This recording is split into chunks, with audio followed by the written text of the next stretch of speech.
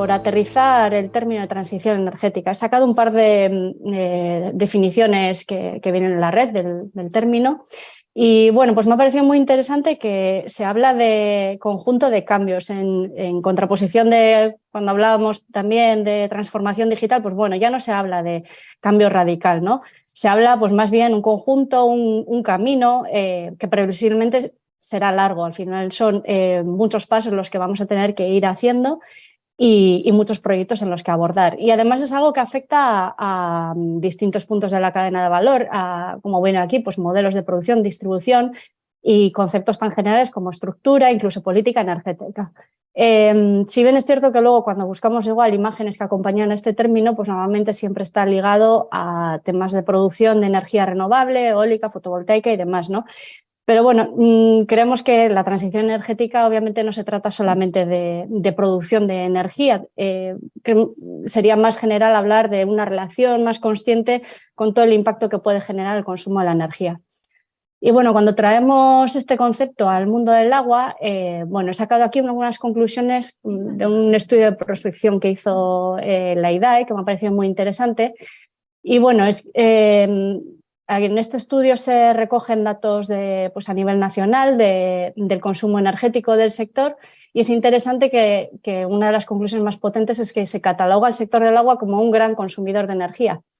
Luego, cuando hay políticas distintas de ayudas, teniendo en cuenta pues, la crisis energética en la que nos hallamos, los precios y demás, no se suele contemplar el sector del agua como una industria electrointensiva, pero viendo el volumen general que tenemos del sector, pues llegamos al 2-3% en cuanto hablamos del ciclo urbano del agua. También indica que si incluimos aquí la demanda agrícola, pues iríamos al 4 o 5% del consumo energético nacional. Otra conclusión muy interesante de este estudio es que se habla de que únicamente la depuración, o sea, de todo el ciclo del agua, captación, distribución del que hemos ido hablando, pues un único eslabón que sería la depuración se lleva el 1% de ese 2-3%, ¿no? Entonces, bueno, pues esto nos lleva a poner el foco y nos señala realmente dónde es interesante por realizar las inversiones y mejorar. Otra conclusión de todas formas también importante y que yo creo que en este evento se tratará mucho es que bueno, las tendencias tecnológicas, incluso pues, las exigencias de normativas en cuanto a directivas y tal, pues van en dirección contraria, ¿no? Si queremos una mayor calidad del agua tratada, probablemente las tecnologías que vamos a tener que implantar van a ser más exigentes energéticamente hablando, con lo cual pues bueno, pues otro factor más para esta tormenta de costes de la que hablábamos. Y bueno, pues un dato también interesante que da para la esperanza. Se hace una comparativa entre todas las plantas y todas las tecnologías de tratamiento que puede haber, la situación entre plantas grandes y pequeñas, la relación también que tienen con el espacio requerido y demás. Y bueno, llega a la conclusión de que únicamente renovando la infraestructura existente, sin cambios tecnológicos, se podría llegar a una reducción de consumo energético del 17,5%. Entonces, bueno, por nuestro lado también es interesante porque estamos en esa línea también de renovar infraestructura y bueno, pues está claro que no es solamente una renovación tecnológica, sino que también nos deriva en un beneficio en cuanto a los consumos. Y bueno, ¿cuál es el impacto que tiene la energía para nosotros en el consorcio de aguas? Pues podemos ver que en los presupuestos que hemos elaborado para el año 2023 la energía supone el 4,61% del presupuesto global. Es un presupuesto que llega casi a los 220 millones, pues es una partida muy importante. Además de todo ese presupuesto, en el que las partidas de inversión pues son muy importantes, si nos quedamos en el gasto corriente, en el OPEX, la energía es el 10,15%. Esto está derivado a que en nuestra actividad requerimos la compra de energía, como no puede ser de otra manera. Requerimos más o menos unos 90 gigavatios de electricidad, que a día de hoy compramos 100% de origen renovable, y necesitamos también 16 gigavatios de gas natural que utilizamos en el proceso de valorización energética de los fangos. Con estas cifras, pues la gestión energética obviamente es algo a lo que le prestamos mucha atención, le llevamos prestando mucha atención muchos años, porque como decía, pues todo esto es un largo camino. y hemos ido viendo los frutos. Esto es un poco la tendencia que hemos llevado en los últimos años en cuanto a consumos y a cuanto a costes derivados de la energía. Desde el 18 hasta el 2021, pues en la línea azul se puede ver un ligero decremento en cuanto a los kilovatios horas que hemos requerido. Y bueno, pues se deriva de multitud de acciones, de renovación de infraestructura, de instalaciones también de autoconsumo, de monitorizar y controlar todos los consumos. Como decía José Garavell, pues la digitalización está muy ligada del conocimiento y de la racionalización del consumo. Y bueno, también en una gestión de la compra de energía, pues asegurando posiciones de futuro, precios y demás, pues nos ha permitido contener pues ese precio. Y en cuanto a la producción de energía, pues poco a poco, con nuevas instalaciones que hemos ido haciendo, esa sería la línea verde de la parte de abajo, pues hemos visto una tendencia que ha ido al alza.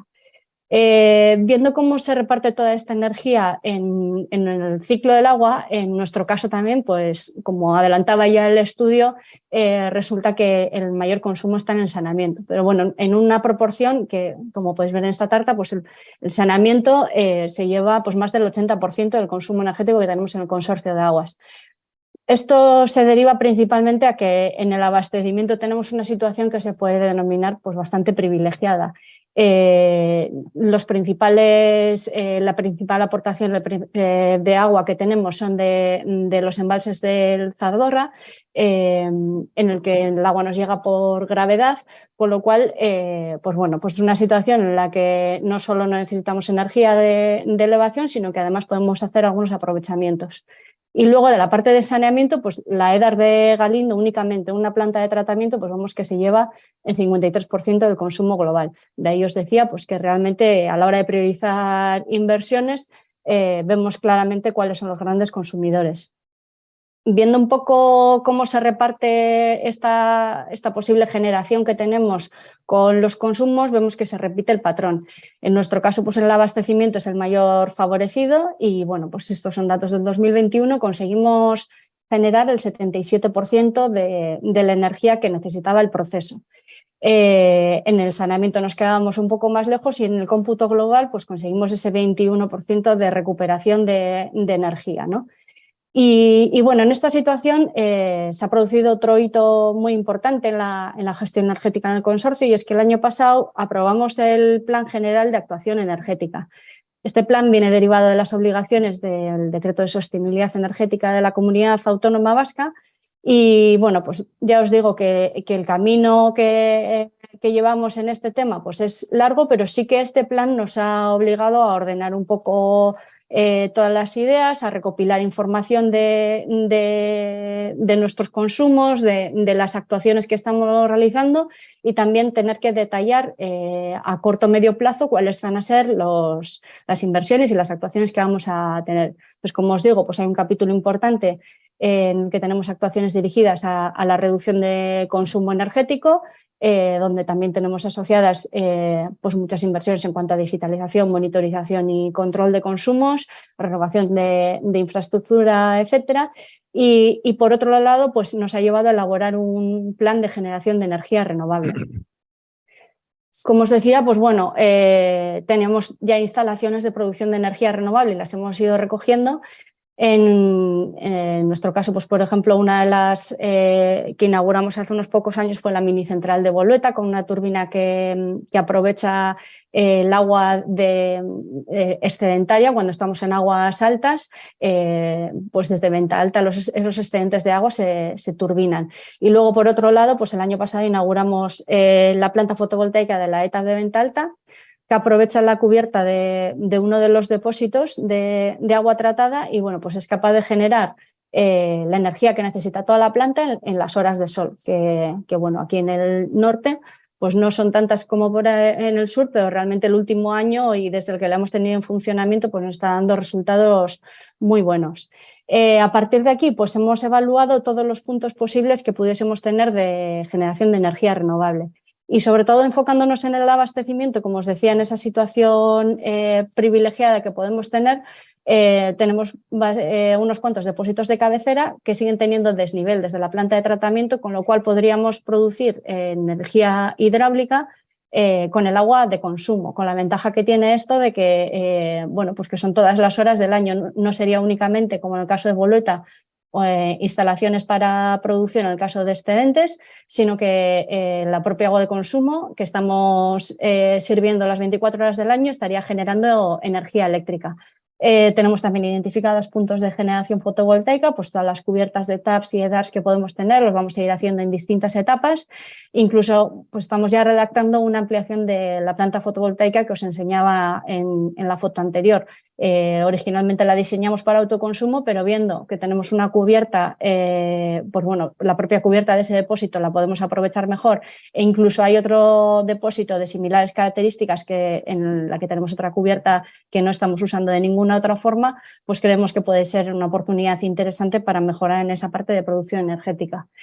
Y bueno, pues ya os digo que existen numerosas actuaciones, igual no tan de gran envergadura como las anteriores, pero que van a ir mejorando y dando pasitos en esa autosuficiencia energética que podemos decir.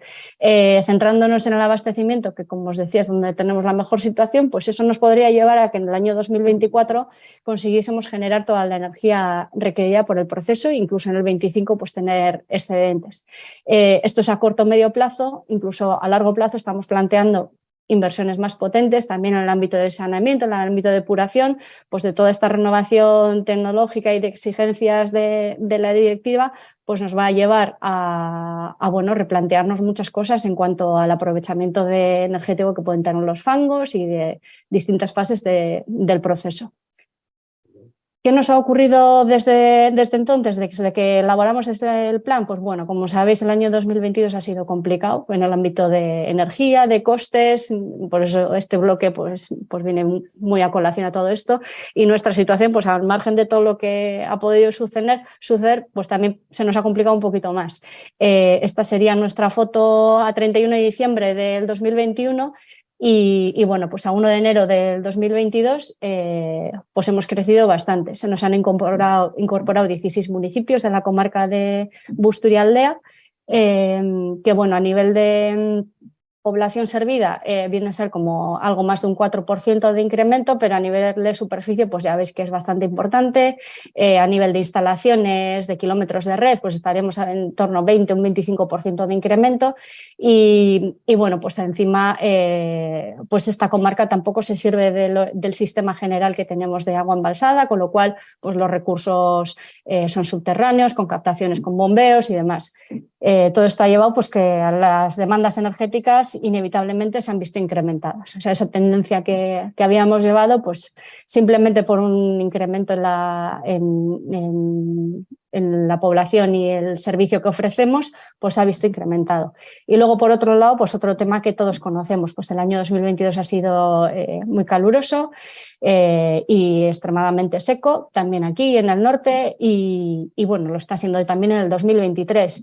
Y eso ligado con los temas energéticos, como os decía, nuestras instalaciones de generación más importantes generan con los excedentes de agua, que viendo esto en la curva de garantía que manejamos de los embalses, cuando estamos por encima de la línea roja se pueden turbinar excedentes y bueno, pues en el año 2022 se ha estado muy poquito por encima, solamente unos días en enero y en lo que llevamos en del año 2023 nuestra situación pues es buena porque es normalidad en cuanto a la capacidad de los embalses, pero no hemos tenido en ningún momento excedentes que turbinar.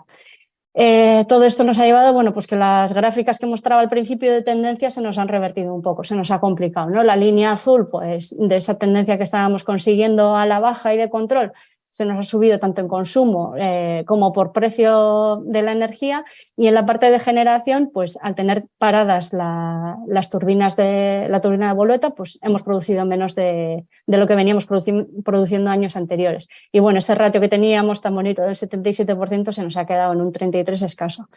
De todas formas, bueno, pues esto lo vemos que tampoco nos desvía del camino, sino que nos reafirma en la importancia que tiene toda esta gestión energética que hacemos. Los objetivos siguen siendo exactamente los mismos, tenemos que seguir avanzando en controlar y racionalizar todos los consumos y aprovechando pues, todo el potencial que tenemos en el agua, porque con todo esto no hace más que cobrar mayor importancia. Y bueno, eso os quería contar. Estoy a vuestra disposición para cualquier duda o comentario que pueda surgir. Y bueno, pues muchas gracias.